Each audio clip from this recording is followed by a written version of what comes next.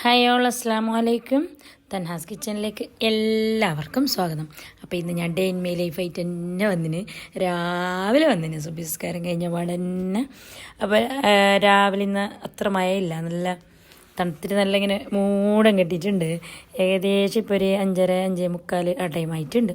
അപ്പോൾ രാവിലെ തന്നെ അണിച്ചിട്ട് ഒന്ന് ഡോർ തുറന്നിട്ട് അതിങ്ങനെ പുറത്തലത്തെ ആ ഒരു ക്ലൈമറ്റെല്ലാം നോക്കാനൊരു വേറെ തന്നെ ഒരു രസമല്ലേ, നല്ല വാങ്ങാൻ നമുക്ക് ഇഷ്ടമാണ് ഇങ്ങനെ നോക്കാൻ. രാവിലത്തെ ആ ഒരിതും അല്ല നല്ല ഭംഗില്ല, സുബീൻ്റെ നേരത്തുള്ള ആ ഒരു ഇഷ്ട. അപ്പോൾ ഇപ്പോൾ ഏകദേശം ഒരു 5:30-5:45 മണീൻ്റെ അടുത്തായിട്ടുണ്ട്. അങ്ങനെ ഞാൻ കുറച്ച് ഇങ്ങനെ അങ്ങയും നടന്നിട്ട് ഇങ്ങനെ എന്തെല്ലോ ആലോചിച്ചുകൊണ്ടുള്ളൊരു നടത്തുണ്ട് രാവിലെ.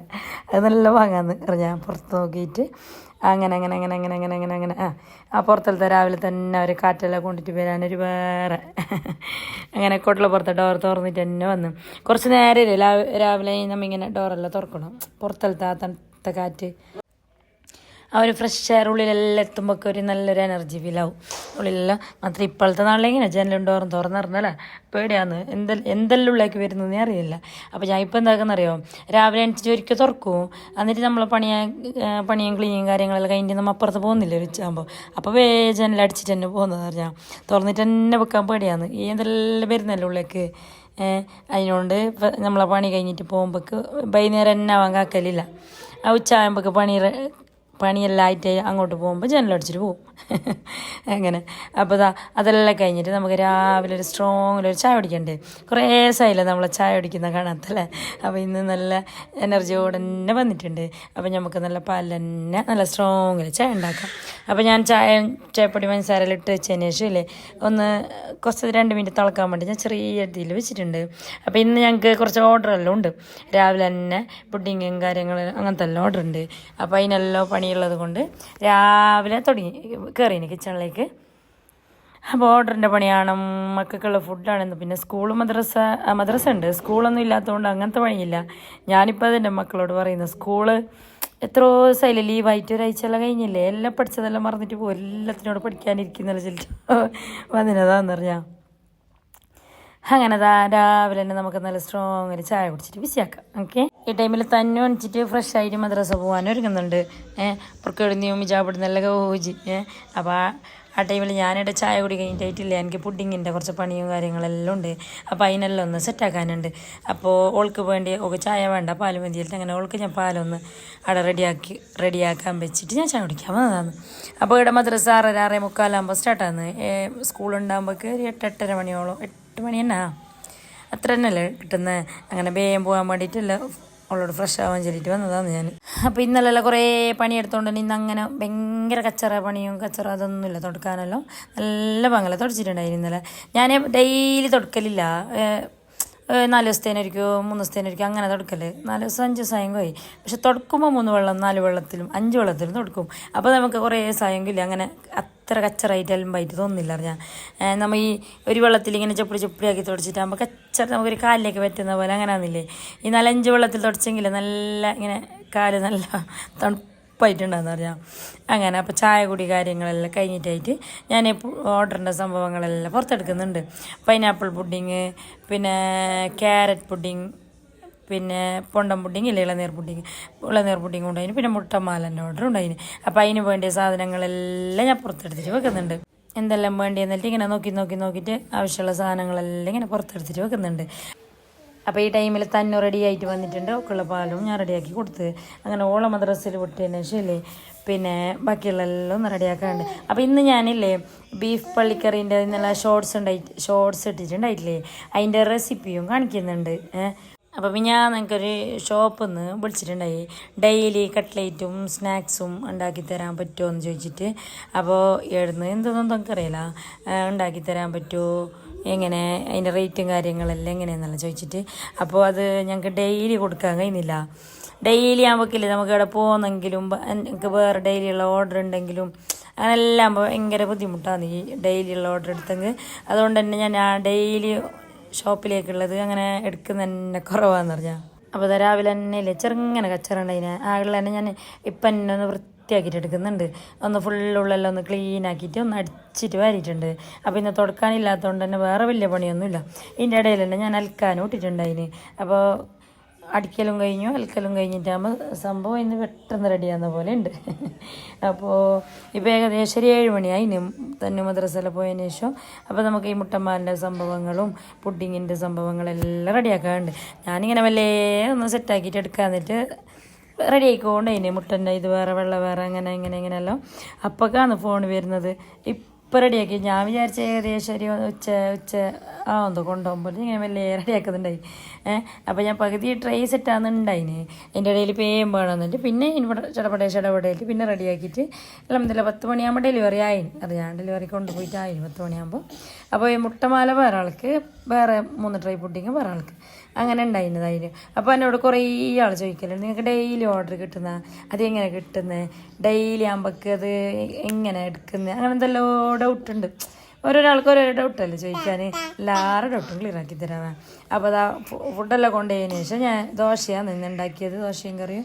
അങ്ങനെ ഞാനും മക്കളും ദോശ ചായക്ക് റെഡിയാക്കുമ്പോൾക്ക് അപ്പം തന്നെ ഞാൻ ചോറിന് വെള്ളവും വെക്കുന്നുണ്ട്. അപ്പോൾ ഈ ടൈമിൽ തന്നെ ചോറും വെച്ചെങ്കിൽ പെട്ടെന്ന് പണി തീരുമല്ലോ. അങ്ങനെ ആ ചായ ഒരടുപ്പിലുണ്ട്, ദോശ ചുട്ടെടുത്തിട്ടുണ്ട്. പിന്നെ ഇനി നമ്മൾ ചായ കുടിക്കലാന്ന്. ചായ കുടി കഴിഞ്ഞിട്ടായിട്ടില്ല ഈ മുട്ടമാലൻ്റെ ഓർഡർ എടുക്കുന്നതിൽ ഭയങ്കര സ്മെല്ലല്ലേ ഈ മുട്ടല്ലോ. ഒന്നാകെ ഞാൻ ആ നാണക്ക് ബേക്കായിട്ട് എടുക്കുന്നുണ്ട്. എല്ലാം നാറുണ്ടാന്നില്ലിട്ട് എന്നിട്ട് ഫുള്ള് ക്ലീൻ ആക്കിയിട്ട് അതിന് ശേഷം ഇല്ലേ എല്ലാം ഒന്ന് ലിക്വിഡ് ഒഴിച്ചിട്ട് കുറച്ച് നേരം ഞാൻ ഇങ്ങനെ വെച്ചിട്ട് ഇളക്കിയിട്ട് പോയിന്ന് ഞാൻ. നല്ല സ്മെല്ലെല്ലാം പൊട്ടിയിട്ട് അത് ഞമ്മക്കറിയാലോ. അപ്പോൾ തന്നെ ഉള്ളിലുണ്ടാകുമ്പോൾ പുറത്തുനിന്ന് ആരെങ്കിലും വരുമ്പോൾ ആയിരിക്കും ഒരു ബാഡ് സ്മെല്ല് വരുന്നത് മുട്ടൻ്റെ എല്ലാം. പിന്നെ സഹിക്കാൻ പറ്റാത്തതല്ലേ. അപ്പോൾ അത് ആ പാത്രങ്ങളെല്ലാം കയറ്റി ഇങ്ങനെ നോർച്ചിട്ട് വെച്ചെന്ന് പറഞ്ഞാൽ അതെല്ലാം ഒന്ന് ഫ്രീ ആകുമ്പോൾ ഞാൻ എടുത്തേക്കലാന്ന്.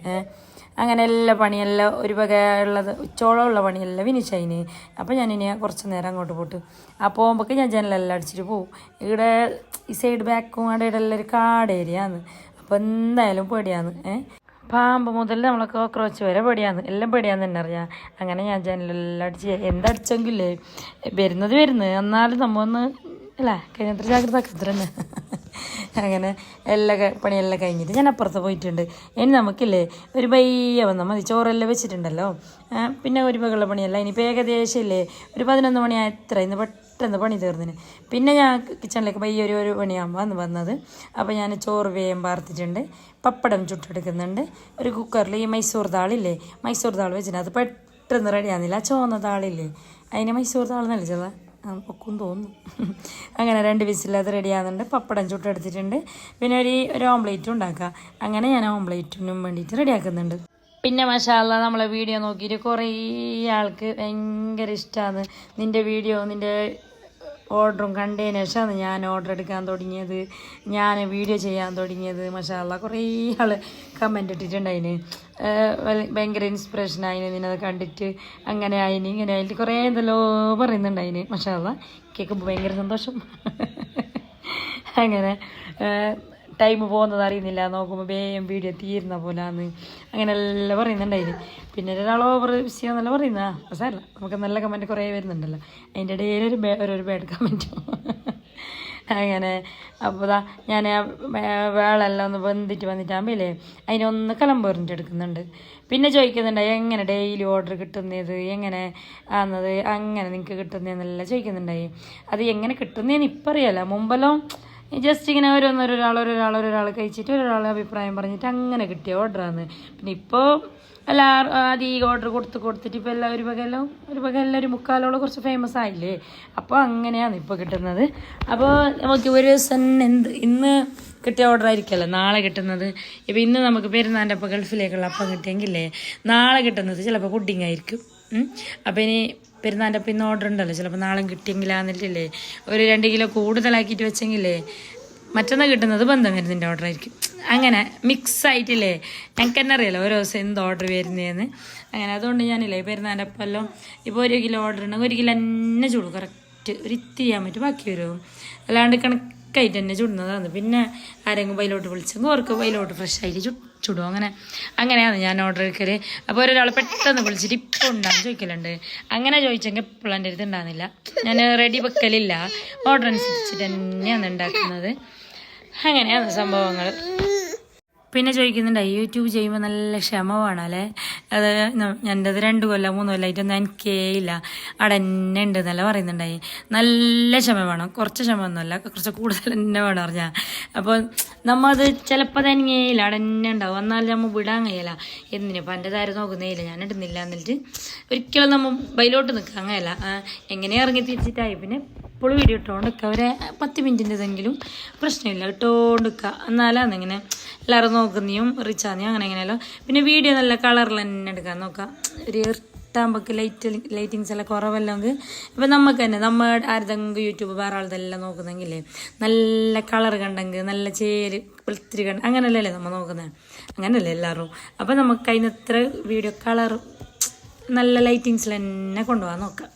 അപ്പോൾ കാണും, എല്ലാവരും നോക്കും ഇൻഷാ അല്ലാഹ്. പറഞ്ഞിട്ടാകുമ്പോൾ നമുക്ക് വിളക്കറിയുമായി, പപ്പടവുമായി, ഓംപ്ലേറ്റുമായി, നല്ല ചൂട് ചോറ് റെഡി ആയിട്ടുണ്ട്. ഇനി എല്ലാവരും വയ്ക്കാം. വാ, നിങ്ങളെല്ലാം വയ്ച്ചാൽ ചോറ് എന്ത് നിങ്ങൾക്കെല്ലാം കറി. അപ്പോൾ ചോറും കറീൻ്റെ എല്ലാ പണിയെല്ലാം കഴിഞ്ഞിട്ടായിട്ട് പിന്നെയും നിസ്കാരവും കുളിയും കാര്യങ്ങളെല്ലാം കഴിഞ്ഞിട്ട് പിന്നെ കുറേ നേരം റെസ്റ്റ് എല്ലാം എടുത്തിട്ട് റെസ്റ്റെല്ലാം എടുത്തിട്ട് രാത്രിയാണ് പിന്നെ കിച്ചണിലേക്ക് കയറുന്നത്. അപ്പോൾ ഞാനിതാ ഈ സംഭവം നിങ്ങൾക്ക് കാണിച്ചു തരുന്ന പള്ളിക്കറീൻ്റെ റെസിപ്പി. ഈ പൊടി ആൻഡ് കോ എന്നോറ കമ്പനീൻ്റെ പേര്, പൊടി ആൻഡ് കോ. ഓക്കെ, ബീഫിൻ്റെ ചിക്കന്, ബീഫ്, മട്ടൺ എല്ലാം ഉണ്ടാക്കാം അതിലറിഞ്ഞാൽ. അതിൻ്റെ ഡെയിലി ബേബി കരിഞ്ഞിട്ട് വന്നിട്ടുണ്ടായി, അന്ന് സെറ്റാക്കിയിട്ട് പിന്നെ ഇതാ ഈ സംഭവമാണ് ഞാൻ നേരെ നിങ്ങൾക്ക് കാണിച്ചു തരാം. ഇതിലേക്ക് എന്തെല്ലാം വേണ്ടിയെന്ന്. അതിന് ബീഫിനും വേണ്ടിയിട്ട് ഞാൻ 4 ഉള്ളി എടുത്തിട്ടുണ്ട്, ചെറിയ ഉള്ളി ആയതുകൊണ്ട് 4 എടുത്തിട്ടുണ്ട്. പിന്നെ 2 തക്കാളി എടുത്തിട്ടുണ്ട്, ഒരിത്തിരി കറിച്ചപ്പ് എടുത്തിട്ടുണ്ട്. ഇതിനെല്ലാം നമുക്ക് മാറ്റി വെച്ചതിന് ശേഷം ഒന്ന് കുക്കറൊന്ന് അടുപ്പിൽ വെച്ചിട്ടായിട്ടില്ലേ ഈ സംഭവങ്ങളെല്ലാം ഓയിൽ വെച്ചിട്ടായിട്ട് ഇട്ട് കൊടുക്കാം. ബീഫ് ഞാനിവിടെ കയറ്റി വൃത്തിയാക്കിയിട്ട് വെച്ചിട്ടുണ്ട്. ഈ കയ്യെ കുക്കറിലേക്കില്ലേ പിന്നെ നമ്മളെ കറിച്ചപ്പ് ഇട്ട് കൊടുക്കാം. അതിൻ്റെ ഒക്കെ തന്നെ ഉള്ളിയും തക്കാളിയും ഇട്ട് കൊടുക്കാം. ഇത് നല്ല എല്ലാം ഇട്ടിട്ടില്ല, നല്ലൊരു ഗോൾഡൻ കളർ ആകുന്നിടത്തോളം ഇത് നല്ല ഫ്രൈ ആയിട്ടാണ്. ഈ ടൈമിൽ തന്നെ ഞാൻ ഉപ്പ് ഇട്ട് കൊടുക്കുന്നുണ്ട്. എന്നിട്ട് നല്ല ഫ്രൈ ആയിട്ടായതിനു ശേഷം ബീഫ് ഇട്ട് കൊടുക്കാം. ഓക്കെ, ബീഫ് ഇട്ടിട്ടായിട്ടില്ലേ ഇഞ്ചി വെളുത്തുള്ളി പേസ്റ്റില്ലേ ഒരു 2 സ്പൂൺ ഇഞ്ചി വെളുത്തുള്ളി പേസ്റ്റ് ഇട്ടിട്ട് നല്ല ഭാഗങ്ങളെ ഇളക്കി കൊടുക്കാം. മിക്സ് ആക്കിയിട്ടായതിനു ശേഷം മിക്സ് ആക്കിയിട്ടായിട്ടില്ലേ നമ്മൾ ഈ പൊടിയാങ്കോൻ്റെ പൗഡർ ഇട്ടെങ്കിൽ സംഭവം കഴിഞ്ഞു, ഇത്ര തന്നെ.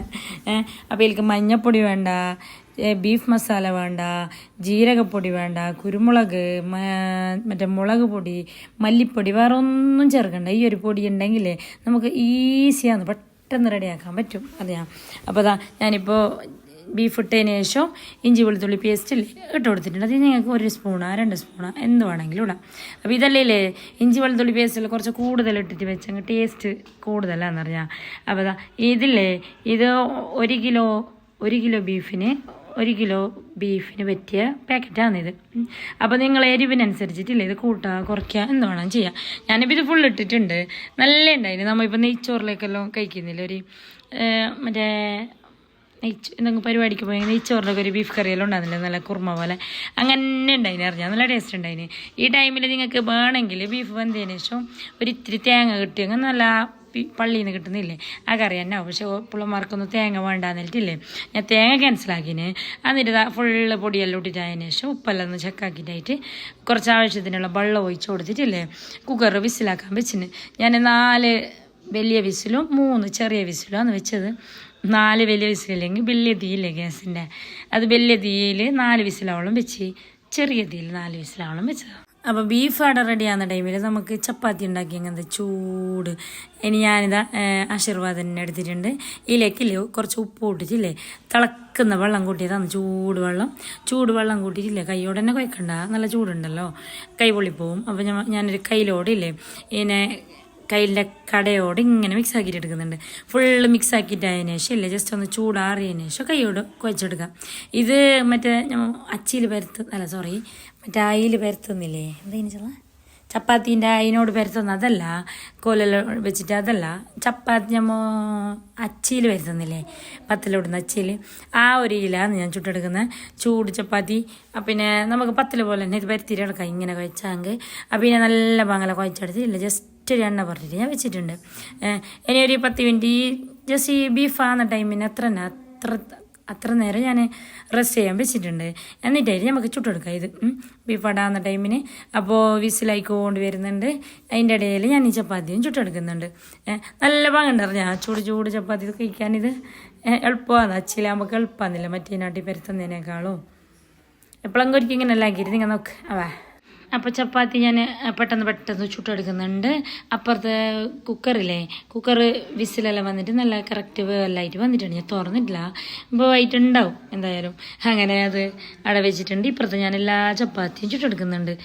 എന്നിട്ട് ചുട്ടെടുത്തിട്ടായതിനു ശേഷം നമുക്ക് ബീഫ് വെന്തിനോ എന്താന്നിട്ട് ചെക്കാക്കിയിട്ട് നോക്കാം. ഓക്കെ, ഞാൻ വോയിസ് കൊടുക്കുമ്പോൾ എൻ്റെ ബേബിക്ക് എന്തോ ഒരു ഇരിച്ചല്ലറിഞ്ഞാൽ എങ്ങനെയായെങ്കിലും ഏടാക്കി അങ്ങ് വരും. ഒരു 4-5 വട്ടം അങ്ങോട്ട് ഞാൻ കൊണ്ടാക്കി അവരുടെ പിന്നെയോ ഇത് ഇങ്ങോട്ടേക്ക് തന്നെ വരുന്നത്. ഞാൻ പോകുന്നിടത്തോളം ഞാൻ ഏല പോകുന്നു എങ്ങോട്ട് പോകുന്നു എന്നിട്ട് ഇങ്ങനെ എന്നോട്ടാക്കും ഏല പോകുന്നു ഏല പേരുന്നു എന്നിട്ട് ഞാൻ ഇങ്ങനെയല്ലേ വോയിസ് കൊടുക്കും പുള്ളമാറാക്കിയിട്ട് വരും. പക്ഷെ എന്തായാലും എനിക്ക് വരുന്ന ആ ടൈമിന് എൻ്റെ അടുത്ത്. അങ്ങനെ ചപ്പാത്തി എല്ലാം ചുട്ടെടുത്തിട്ടുണ്ട്. ഇനി നമുക്ക് ബീഫ് കറി സെറ്റായിനാ നോക്കാം. അൽഹംദുലില്ലാ അങ്ങനെ ചപ്പാത്തിൻ്റെ പണി ഫിനിഷ് ആയിട്ടുണ്ട്. ഇനി നമുക്ക് ബീഫ് കറി ഒന്ന് തുറന്ന് നോക്കാം. ബീഫ് നല്ല ചൂടോടെ തുറന്നിട്ടുണ്ട്. നല്ല കറക്റ്റ് പാകത്തിനുള്ള വേവായിട്ടുമുണ്ട്. അപ്പോൾ ഇനി നമുക്കൊന്ന് വിളമ്പാം.